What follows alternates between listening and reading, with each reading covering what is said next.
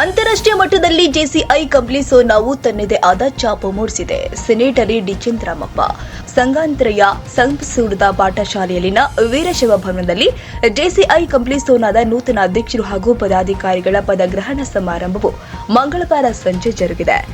JCI ವಲಯ 24 ಪೂರ್ವ ಅಧ್ಯಕ್ಷರು ಆದ ಸೆನೆಟರಿ ಡಿ ಚಂದ್ರಮಪ್ಪ ಮಾತನಾಡಿ, ಪ್ರತಿಯೊಬ್ಬರಲ್ಲಿ ನಾಯಕತ್ವದ ಗುಣವನ್ನು ಬೆಳೆಸುವ ಮುಖೇನ ಅವರ ಸರ್ವಾಂಗೀಣ ಅಭಿವೃದ್ಧಿಯ ಧ್ಯೇಯವೇ ಜೆಸಿಐನ ಮೂಲ ಉದ್ದೇಶವಾಗಿದೆ.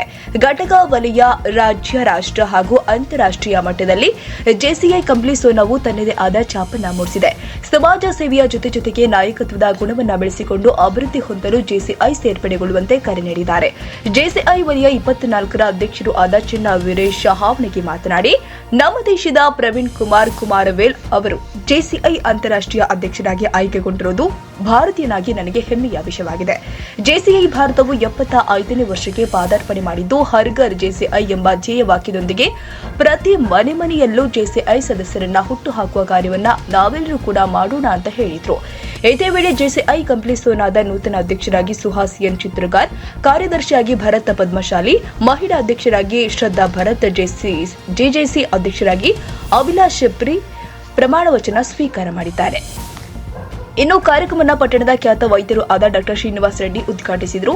ಜೆಸಿಐ ಕಂಪ್ಲಿ ಸೋನಾದ 2023 ಅಧ್ಯಕ್ಷರಾಗಿದ್ದ ಸಂತೋಷ್ ಕೊಟ್ರಪ್ಪ ಸೋನಿ ಅವರ ತಮ್ಮ ಅವಧಿಯಲ್ಲಿ ವರ್ಷ ಪೂರ್ತಿ ನಡೆಸಿದ ಕಾರ್ಯಕ್ರಮವನ್ನು ಮೆಲುಕು ಹಾಕಿದರು. ಈ ಸಂದರ್ಭದಲ್ಲಿ ಪಿಎಸ್ಐಗಳಾದ ನಿಂಗಪ್ಪ ವೆಂಕಟಸ್ವಾಮಿ, ಜೆಸಿಐ ವಲಯ ಉಪಾಧ್ಯಕ್ಷರು ಆದ ರವಿಕುಮಾರ್, ಜೆಸಿಐ ಅಂತಾರಾಷ್ಟ್ರೀಯ ಅಧಿಕಾರಿ ಸೆನೆಟರಿ ಅರವಿಂದ ಬುರೆಡ್ಡಿ ಸೇರಿದಂತೆ ಮತ್ತಿತರರು ಭಾಗಿಯಾಗಿದ್ದರು. ಇತ್ತೀಚಿನ ಜನರೇಷನ್ ಅಂದ್ರೆ ಗೂಗಲ್ ಸರ್ಚ್ ಹಾಕಿ ನೋಡ್ತೀವಿ ಆ ವರ್ಡ್ ಅನ್ನ, ಇದಕ್ಕೇನು ಪರಿಹಾರಗಳಿದಾವೆ ಅಂತ ಹೇಳಿ, ರೈಟ್.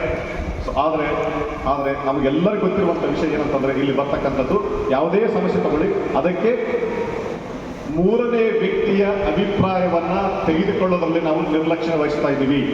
ಹಲೋ, ಎಲ್ಲರೂ ಇಲ್ಲಿ ಕೇಳ್ತೀವಿ. ಮೂರನೇ ವ್ಯಕ್ತಿಯ ಅಭಿಪ್ರಾಯವನ್ನ ತೆಗೆದುಕೊಳ್ಳೋದ್ರಲ್ಲಿ ನಾವು ನಿರ್ಲಕ್ಷ್ಯ ವಹಿಸ್ತಾ ಇದ್ದೀವಿ.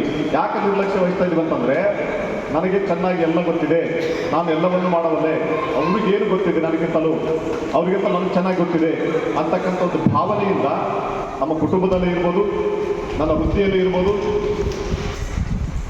ಅಥವಾ ಸಮಾಜದಲ್ಲಿ ಇರ್ಬೋದು, ಅಥವಾ ನಾವು ತೆಗೆದುಕೊಂಡಿರ್ತಕ್ಕಂಥ ಜವಾಬ್ದಾರಿಯಲ್ಲಿ ಇರ್ಬೋದು, ನಾವು ಸ್ವತಃ ನಾವೇ ಯೋಚನೆ ಮಾಡಿ ನಾವೇ ನಿರ್ಧಾರಗಳನ್ನು ತೆಗೆದುಕೊಂಡು ಹೋಗ್ತೀವಿ. ತಪ್ಪಲ್ಲದು. ಆದರೆ ಸರಿಯೋ ತಪ್ಪು ಅಂತಕ್ಕಂಥದ್ದು ಯೋಚನೆ ಮಾಡುವಂಥ ಒಂದು ಶಕ್ತಿ ನಮ್ಮಲ್ಲಿರಂಗಿಲ್ಲ. ಯಾವುದೋ ಒಂದು ಸಮಸ್ಯೆಗೆ ನಾವು ಸಿಕ್ಕೊಂಡು ತಿಳ್ಕೊಳ್ಳಿ, ಅಥವಾ ಯಾವುದೋ ಒಂದು ಸಮಸ್ಯೆಗೆ ಪರಿಹಾರ ಕಂಡುಕೊಳ್ಬೇಕಂತ ಯೋಚನೆ ಮಾಡಿದ್ರೆ ತಿಳ್ಕೊಳ್ಳಿ, ಅವಾಗೇನಾಗ್ತದ, ನಮ್ಮ ಮನಸ್ಸಿನಲ್ಲಿ ಎಮೋಷ್ನಲ್ ಆಗಿ ನಾವು ಬ್ಯಾಲೆನ್ಸನ್ನು ಕಳ್ಕೊಳ್ತೀವಿ. ಆದರೆ ಅದೇ ವಿಷಯವನ್ನ ನಮಗೆ ಬೇಕಾಗಿರುವಂತಹ ನಮ್ಮ ವೆಲ್ ವಿಷಸ್ ಅನ್ನು ಅಂದ್ಕೊಳ್ಳಿ, ಮೆಂಟರ್ ಹತ್ರ ಅಂದ್ಕೊಳ್ಳಿ, ಸಲಹೆಗಾರರ ಹತ್ರ ಅಂದ್ಕೊಳ್ಳಿ, ಅವರ ಹತ್ರ ಆ ವಿಷಯವನ್ನು ಡಿಸ್ಕಸ್ ಮಾಡಿದಾಗ ಖಂಡಿತ ಅವರ ಕಡೆಯಿಂದ ಒಂದಿಷ್ಟು ಉತ್ತಮ ಸಲಹೆಗಳು ಬರಲಿಕ್ಕೆ ಸಾಧ್ಯ ಇದೆ. ಅದು ಹೇಗೆ ಸಾಧ್ಯಪ್ಪ, ನನಗೆ ಗೊತ್ತಿಲ್ಲ, ಅವ್ರಿಗೆ ಹೇಗೆ ಗೊತ್ತಿದೆ ಅಂತ ಅನ್ಬೋದು. ಇಲ್ಲಿ ಯಾರಿಗೂ ಕೂಡ ಜ್ಞಾನದ ಕೊರತೆ ಇಲ್ಲ ಇವತ್ತಿನ ಪ್ರಪಂಚದಲ್ಲಿ. ಅವ್ರಿಗೆ ಹೇಗೆ ಸಾಧ್ಯ, ನಮ್ಗೆ ಹೇಗೆ ಸಾಧ್ಯ ಆಗಿಲ್ಲ ಅಂತಂದ್ರೆ, ನನ್ನ ಹತ್ರ ಇದೆ ಅಂತಂದ್ರೆ ಆ ಟೆನ್ಷನ್ ಒಳಗಡೆ ಮುಳುಗಿಬಿಟ್ಟಿರ್ತೀನಿ, ಸಮಸ್ಯೆ ಟೆನ್ಷನ್ ಒಳಗಡೆ ಮುಳುಗಿಬಿಟ್ಟಿರ್ತೀನಿ. ಹಾಗಾಗಿ ನನ್ನ ಮೈಂಡು ಆ ಸಮಸ್ಯೆ ಕಡೆನೇ ಜಾಸ್ತಿ ಯೋಚನೆ ಮಾಡ್ತಾ ಇರ್ತದ. ಆದರೆ ಮೂರನೇ ವ್ಯಕ್ತಿ ನೇಮೈಸರ್ ಅಂತ ನಾವು ಹೋದ್ರೆ ಅವ್ರಿಗೆ ನನ್ನ ಸಮಸ್ಯೆ ಬಗ್ಗೆ ಅಷ್ಟು ತಲೆಕೆಡಿಸ್ಕೊಂಡು ಇರಂಗಿಲ್ಲ. ಅವರು ಆರಾಮಾಗಿ ಕೂಲಾಗಿರ್ತಾರ. ನನ್ನ ಸಮಸ್ಯೆ ಅವ್ರಿಗೆ ಹೇಳಿದಾಗ ತಣ್ಣಾಗಿ ಕೂತ್ಕೊಂಡು ಯೋಚನೆ ಮಾಡ್ತಾರ, ಸಲಹೆಗಳನ್ನು ಕೊಡ್ತಾ ಹೋಗ್ತಾರ.